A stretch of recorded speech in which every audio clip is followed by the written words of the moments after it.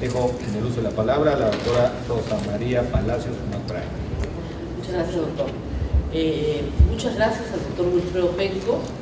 Siempre es un gusto escuchar cómo funciona un país civilizado.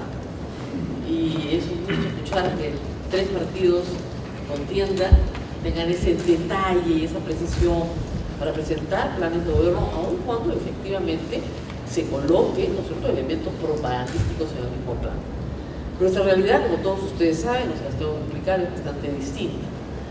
Como periodista, no como abogada, sino como periodista, me ha tocado cubrir con estas 5 campañas nacionales: la del 2000, la del 2001, la del 2006, la del 2011 y esta.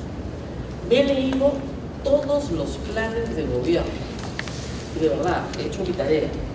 Y ustedes saben, además, que esto se convirtió en una obsesión en la campaña pasada, a tal punto de que causé, creo que, la locura de algunos de mis entrevistados, sobre todo en la segunda vuelta, porque yo tenía el plan de gobierno de la Gran Transformación presentado oficialmente en la Jurado Nacional de Elecciones, que luego se sustituye durante la campaña por la hoja de ruta, un documento de 197 páginas, se cambia por un documento de 5 páginas, pero a su vez también tenía el plan de gobierno de Keiko Fujimori, que no tenía el detalle del documento de las 197 páginas, que había sido realizado efectivamente por un grupo de especialistas, pero de especialistas de una tendencia muy clara política, de izquierda, y que tenían una visión estatista, muy estatista, de los medios de producción, y consideraban que el Estado tenía que ser propietario de algunos de ellos, y así lo decían, ningún sonrojo en su documento que después se niega, del cual no se quiere hablar. Yo conté como anécdota que meses después de la elección ya eligió a Tumala, no voy a decir quién, pero alguien muy cercano a él, me dijo que el presidente nunca había leído el plan de gobierno. Tenían que presentarlo, porque la fecha vencía y nadie se había ocupado del tema. Tenían el documento elaborado por el grupo de trabajo y simplemente lo presentaron para cumplir con el requisito. Y lo mismo sucedió con Keiko Fujimori, porque cuando alguna vez alguno de sus representantes vino a discutir el plan de gobierno, en la segunda parte de la campaña, la segunda vuelta, el objetivo del grupo era desligarla de la gestión del padre. Y yo les pregunté, ¿usted sabe cuántas veces se dice el nombre del padre en ese documento? Bueno, algo así como 160 veces, con el contado. Está en todas las páginas. Y el interlocutor no sabía qué hacer con el plan de gobierno. ¿Por qué? Porque cuando esto se había realizado en diciembre o en noviembre, pues la estrategia era justamente la contraria, es decir, pedir a Keiko Fujimori al legado de su padre. Esa estrategia cambia en la segunda parte, en la segunda vuelta, y al igual que Ollanta Humala, tiene un problema con el documento ya presentado, documento que se ha presentado en abril. Eso indica, pues, la fragilidad de las convicciones de las organizaciones políticas en el Perú, porque se pueden adaptar a estrategias de campaña, pero no negar sus propios planteamientos efectuados en sus propios documentos. Esa ha sido mi experiencia, ustedes la conocen, la han visto durante varios años, porque además, como hombres interesados en las elecciones, en el derecho y en la vida política del país, pues han seguido las campañas. Muy poca gente se lee los planes. El jurado cumple hoy con colocarlos en su integridad en la página web del jurado, voto informado, tiene el íntegro de los planes.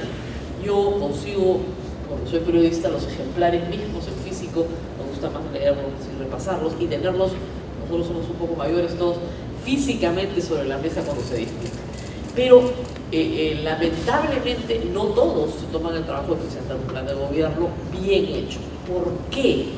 ¿Por qué sucede este caso anecdótico, interesantísimo, jurisprudencial, de la copia íntegra, ¿no es cierto?, de un partido chileno en Uruguay? Porque hay pereza, hay falta de convicción, hay falta de cuadros, porque somos, discúlpenme, el hazmerreír de América, teniendo 21 partidos en contienda en estas elecciones. Estuve en la conferencia anual de la CAF en Washington y me tocó deliberar justamente con un colega de Guatemala, otro de Argentina y otro de Venezuela, y yo, éramos los países calientes con elecciones, ¿no? Y hablaron los tres primero, y bueno, me tocó explicar cuál era la realidad peruana. Y fue la conferencia de la noche, la gente la recordó durante todas las siguientes 24 horas, no paran de reírse cuando me veían. Dice, porque fíjense, acá el colega de Guatemala está muy contento porque en primera vuelta han asistido 50% de la población. siente muy orgulloso de la participación de su pueblo. Bueno, mi país va a votar el 90% de la población, ¿por qué multan? ¿Y ustedes quieren que les diga hoy quién va a ganar en abril del próximo año? Eso es imposible porque el 30% decide por quién votar en la cola. Le pregunta al de atrás, porque no tiene la más remota idea, no ha leído un plan de gobierno, no conoce a los candidatos, puede conocer a los presidenciales, pero a los parlamentarios, difícil, porque el voto es obligatorio en el Perú, cosa que deberíamos discutir ciertamente. El segundo problema que tenemos es que son 21 candidatos. Y como a veces le digo a mis colegas en provincias, por favor, denos una mano. Son 2.400 candidatos los que se van a presentar esta vez. Son 140 para 130 puestos, se presentan 140, esa es la propuesta del partido. Por 21, saquen ustedes la cuenta, Lima tiene 36 representantes, solo los periodistas de Lima, cubriendo solo los de Lima. Miren el trabajo que tenemos. Ni con la hoja de vida lo hacemos. Y se supone que estos candidatos están afiatados a un plan de gobierno que conocen, que han debatido y que hacen suyo para presentarse con un presidente de la República. En las conversaciones que ustedes tienen, que yo tengo públicamente con estos candidatos, no han leído ni lo que su partido ha presentado. Y los que son invitados, que hoy son el 20% de la lista, no tienen ninguna implicación con el partido, no saben de qué se trata. Es una vergüenza y por eso es que tenemos el Congreso que tenemos. Bueno, creo que me he desahogado un poco de toda la situación política que vivimos en el Perú. El jurado se encuentra empeñado en un proyecto de reforma. Yo soy miembro de la Asociación Civil Transparencia y por esas circunstancias de la vida en esta época pertenezco a su consejo directivo. Hemos presentado también propuestas de reforma que están coordinadas, muy coordinadas con el Jurado Nacional de Elecciones. Yo iría un poco más allá. El jurado, la OMPRE y la REMIEC han sido siempre prudentes y cautos y son muy respetuosos al momento de dirigirse al Congreso. Yo no tengo que hacerlo, tengo que ser mucho más agresiva. Y creo que hay que hacer cambios importantísimos en dos temas que son centrales: financiamiento de partidos políticos y democracia interna. Es gravísimo lo que está pasando. Solo la noticia de ayer a Laura Oropesa, diciendo un audio que él puede financiar una campaña completa de un candidato si es que le dieron a cobrar 18 millones de soles, que son como 6 millones de dólares, da una idea de que un procesado por narcotráfico puede financiar una campaña política sin problema. ¿Qué hacemos frente a eso? El Congreso, hasta el momento, yo creo que no reacciona porque nuestros representantes creen que pueden reelegirse con las actuales normas y no podrían reelegirse si está cambiado. Lo que no saben es que no lo van a reelegir, porque uno de los congresos más castigados del mundo es el peruano. El índice de reelección es bajísimo en comparación con el resto del mundo. Y es castigado porque no representa. Ese es el problema. Tenemos graves problemas. De estos temas hablamos en dos reuniones previas que han sido muy fructíferas. A iniciativa del doctor, que fue el que me llamó en mayo, me invitó a participar de lo que vamos a hacer ahora, pero creo que es muy interesante. Como ustedes saben, nosotros tenemos un sistema de elección de los vocales del Jurado Nacional de Elecciones muy particular. Un vocal es elegido por los decanos de las universidades privadas del país y otros por los decanos de las facultades de Derecho públicas del país. O sea, por ustedes. Entonces, según la norma, los decanos de las facultades de Derecho privadas votan, eligen y nunca más vuelven a ver a sus representantes hasta que les toque votar de nuevo. Lo que el doctor me sugirió es hacer algún tipo de reunión.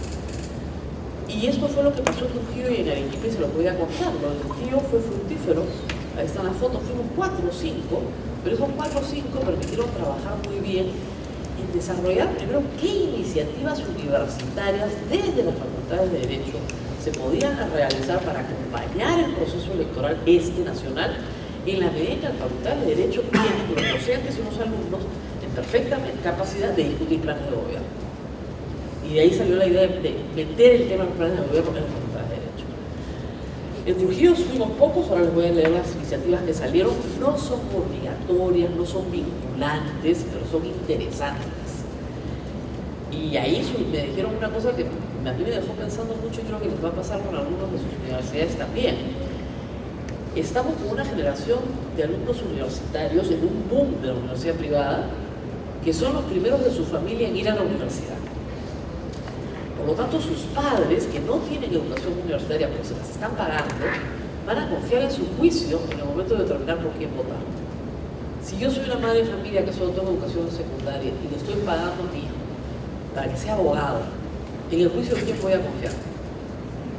No como antes, que el hijo le preguntaba al padre por quién voto, sino más bien al revés. El padre le va a preguntar al hijo por quién voto, porque tiene una educación superior que le permite tener un acceso mayor a información como padre.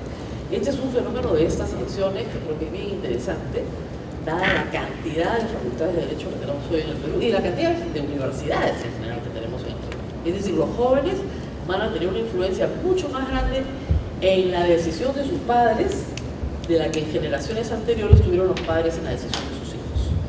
Y ustedes son decanos justamente en este momento tan particular. Y eso los hace, creo que, involucrarse más en el tema.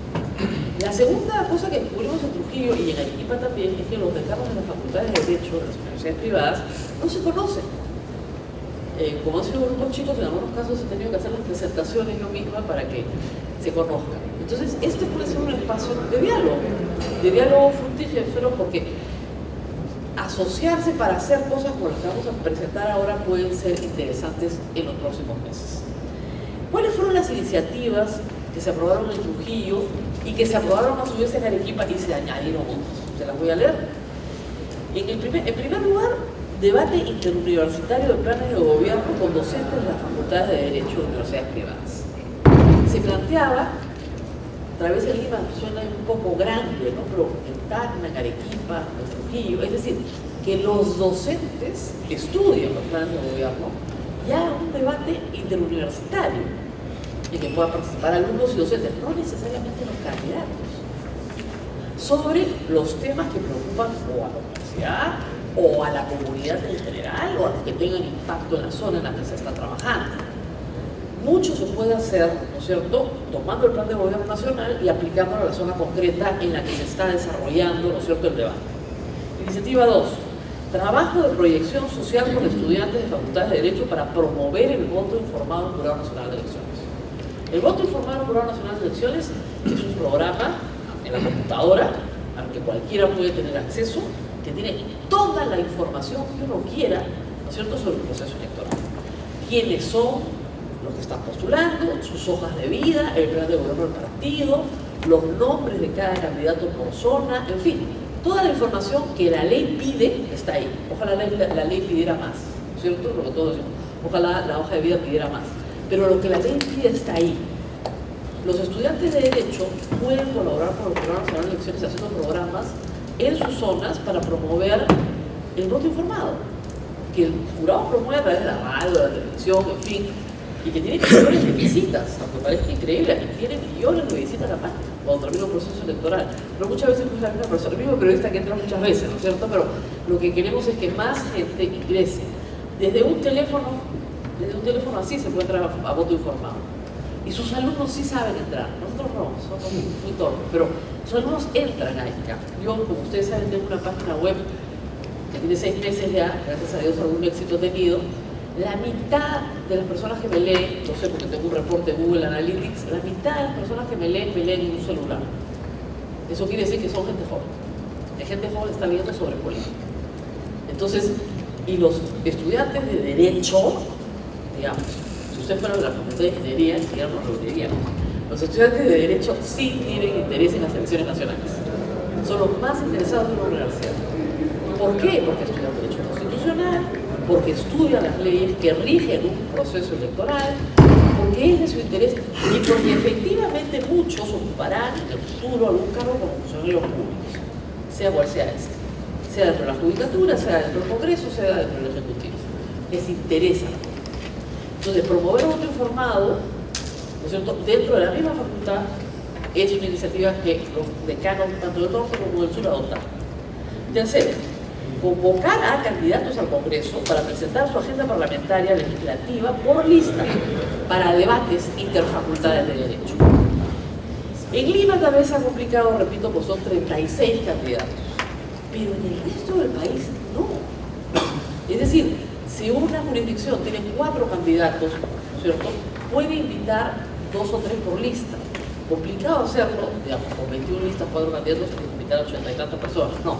Se escoge un representante partidario y se le invita a un debate interfacultades. Se puede invitar 2 o 3 facultades y hacer que este candidato nos explique su agenda parlamentaria respecto al plan de gobierno que ha presentado el partido. Porque esa es otra cosa interesante, porque ustedes entrevistan congresistas, usted no lo hace, pero lo hago yo todo el tiempo. Sus propuestas parlamentarias no tienen ninguna relación con lo que ha presentado su partido como plan de gobierno y ninguna relación con lo que le toca hacer de acuerdo a la Constitución. Entonces se siente un buen hombre que seguramente es una magnífica persona que no sabe nada de derecho y me dice que va a ofrecer becas universitarias. Entonces yo le digo, bueno, me parece magnífico, volábamos su dinero, su tiempo y su capacidad, pero eso no le toca hacer como congresista en la República, usted no tiene iniciativa de gasto. Entonces se sorprende, de verdad, se sorprende. Dicen, pero entonces usted, señora, en la pausa, ¿qué quiere que haga por mi pueblo? Que legisle, señor, es lo único que se le pide, que legisle. Bueno, es que eso es más complicado, pues. Bueno, es que para eso han postulado, ¿no? Y el problema es que a veces el mismo candidato no sabe cuál es su función. Y ahí viene la cuarta iniciativa, no, la quinta en realidad, bueno, pues vamos a poner acá, que es un poco asesoramiento, como visto después, a los propios candidatos.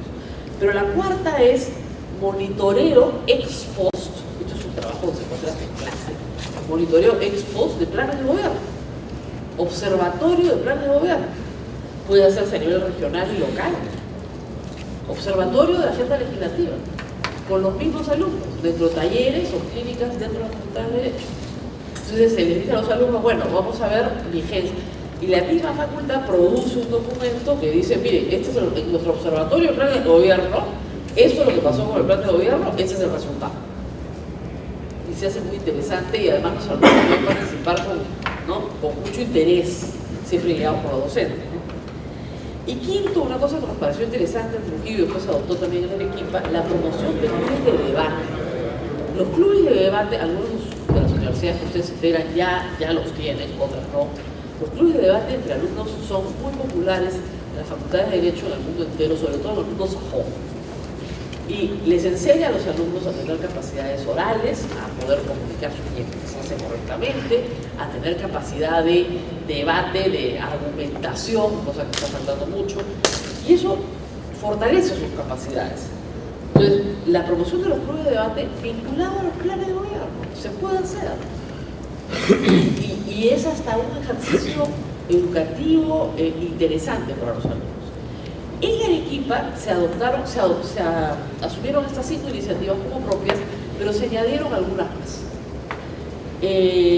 La otra, que la primera que plantearon en Arequipa fue justamente la evaluación de la facultad, asumir la evaluación del plan de gobierno nacional, regional y local, pre y post elecciones, pero sobre todo a nivel regional. Ellos estaban muy preocupados por el tema regional. Entonces decían, los candidatos a gobernadores presentan plan de gobierno también. Los que estamos en las regiones nos interesa hacer esas evaluaciones. Entonces quisiéramos evaluar antes y después desde la perspectiva de la universidad. Incluso se podría hacer un proyecto interdisciplinario con otras facultades, ¿no es cierto? Pero es interesante lo que planteaban. Y luego ellos plantearon en Arequipa crear mecanismos de asesoramiento a la clase política local. Y no se entiende asesoramiento como hacer los proyectos de ley, o no. Muchas veces incluso capacitaciones. Sería muy interesante que desde la Facultad de Derecho, sobre todo fuera de Lima, se ofreciera capacitación a los candidatos para que se les explique derecho constitucional básico. Aunque parezca increíble, muchos no entienden ni siquiera lo que es la división de poderes. La entienden 2 o 3 años después y me lo han confesado. Yo tenía una congresista que no había estudiado una carrera universitaria. Cuando entró a la universidad, al Congreso, se dio cuenta de que no entendía nada y se metió en la Facultad de Derecho, a estudiar Derecho. Y me dijo, ya, a los 2 años de la Facultad de Derecho recién entendí qué es lo que tenía que hacer. No voy a decir su nombre, pero era una de las voleibolistas. Me dijo, no, yo no entendía, buena fe, honrada, trabajadora, quería cumplir. Nadie le había explicado lo básico ni lo elemental. Había tenido 2 cursos de entrada al Congreso ¿no? Le habían dado su ejemplar chiquito de la Constitución, su ejemplar como chiquito del reglamento del Congreso, y le han dicho, camina. Y vota como dice la bancada. Dice, yo no entendía de lo que estaba votando. No entendía lo que tenía que hacer. Entonces, si ustedes localmente, ¿no es cierto? Los congresistas de la libertad, ¿no es cierto?, tienen una capacitación, los candidatos, una capacitación ofrecida por las facultades de Derecho y la Libertad. Imaginen ustedes la mejora que podríamos tener en la calidad de los congresistas. Sería impresionante, ¿no? Por lo menos llegan un poquito mejor.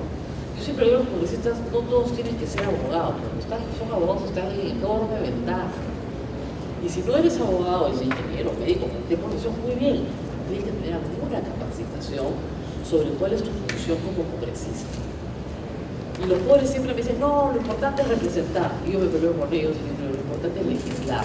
Porque ese botoncito que tú marcas no lo puedo marcar yo por ti.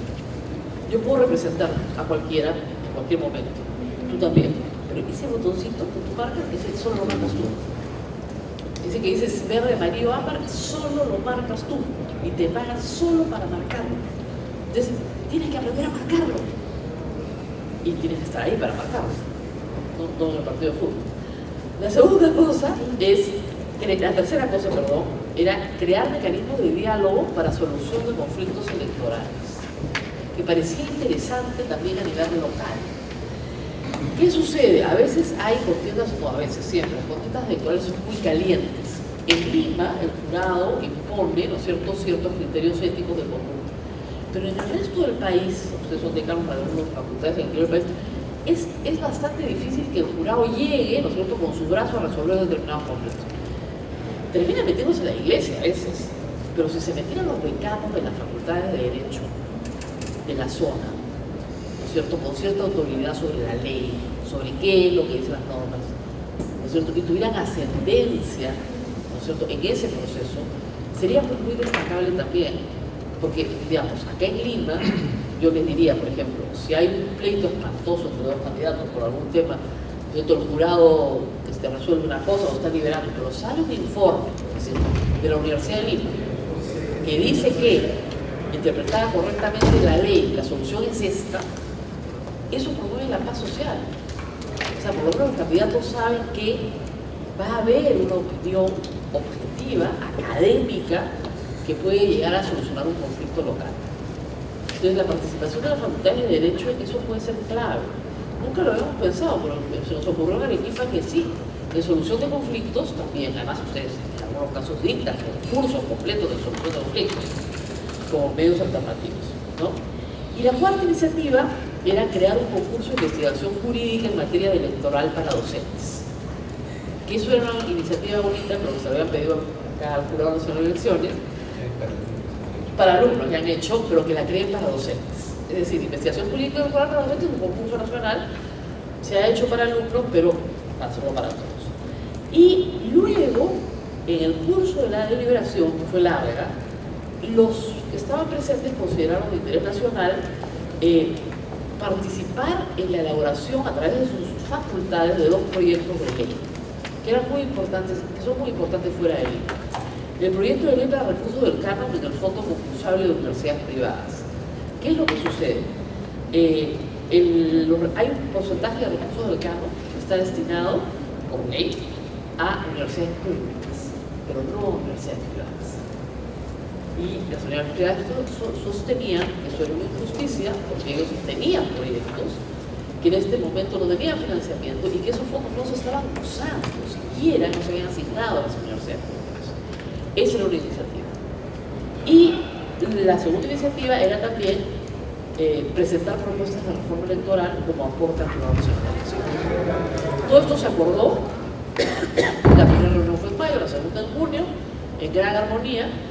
Y la idea de esta reunión, y la razón por la cual me traen de moderadora en realidad, es saber qué opinan ustedes de todo esto, qué podrían hacer desde sus facultades, qué experiencias ya tienen en materia de participación electoral de sus alumnos o sus docentes, y qué más podríamos aportar para hacer una agenda nacional compartida, ¿no?